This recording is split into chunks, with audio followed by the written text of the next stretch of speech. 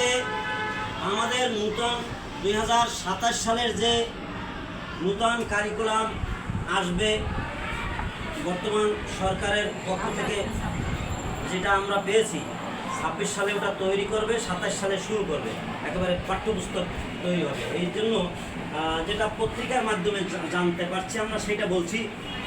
সেখান থেকে যে বিভিন্ন ইউটিউব অথবা বিভিন্ন অনলাইন থেকে যতটুকু আমরা পেয়েছি তথ্য, তার ভিত্তিতে বলতে পারি যে শিক্ষা সম্পর্কে নূতন কারিকুলামে একটু পরিবর্তন আসতেছে। সাধারণত আমরা সবাই জানি শিক্ষা এক জায়গায় থাকে না, সেটা পরিবর্তনশীল, পরিমার্জনশীল। কারিকুলাম সময়ের পরিবর্তনে কারিকুলাম পরিবর্তন হয়, দেশের অর্থনীতির পরিবর্তন হয়, দেশের প্রযুক্তির পরিবর্তন হয়, দেশের কালচার পরিবর্তন হয়, মূল্যবোধের পরিবর্তন হয়, দেশের সব কিছু পরিবর্তন হয়। শিক্ষা এক জায়গায় বসে থাকবে তা তো না, শিক্ষাও পরিবর্তনশীল, এটা আপডেট হবেই। তাই এখন বর্তমানে যেটা আছে ভবিষ্যতে সেটা থাকবে না, এটাই স্বাভাবিক।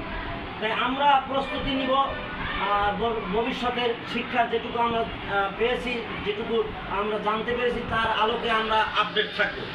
তাই শিশুদের প্রাক প্রাথমিক লেভেলের শিক্ষাটা সবসময় আনন্দদায়ক। যে কোনো কারিকুলামে আনন্দ সাথে শিক্ষাই, প্লে নার্সারি প্রাক প্রাথমিকের শিক্ষা মূল ভিত্তি আনন্দ। মূল ভিত্তিটা কি? আনন্দ। যেমন দেখবেন ছোটদের কবিতাগুলো, আগডুম বাগডুম গোড়াডুম সাজে যা আছে না একটা, তারপর হাট্টিমা টিম টিম তারা মাঠে পারে ডিম, তাদের খাড়া দুটি সিং। এই কবিতার কোনো মূল বক্তব্য আছে? হাট্টিমা টিম টিম এমন কোনো প্রাণী পৃথিবীতে আছে যার সিং আছে, ডিম পারে? ডিম পাড়া আলা পশু বা পাখির তো সিং থাকে না। তো এই কবিতার মূল বক্তব্য তো ঠিক নেই। এইটার মূল বক্তব্যটা ছিল আসলে আনন্দ দেওয়া, তাই না? তাহলে সব বাচ্চাদের জিনিসটা সবসময় আনন্দদায়ক হবে, তাই না?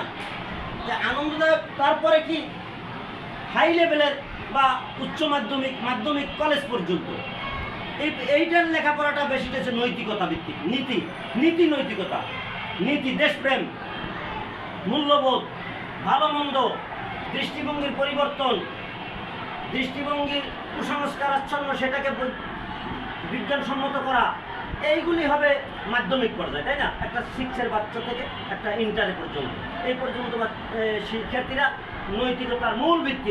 আনন্দতে থাকবে না তা না, আনন্দ থাকবে, নৈতিকতা মূল, আনন্দ থাকবে, সবই থাকবে, জ্ঞান থাকবে, তবে মূল ভিত্তি থাকবে নীতি।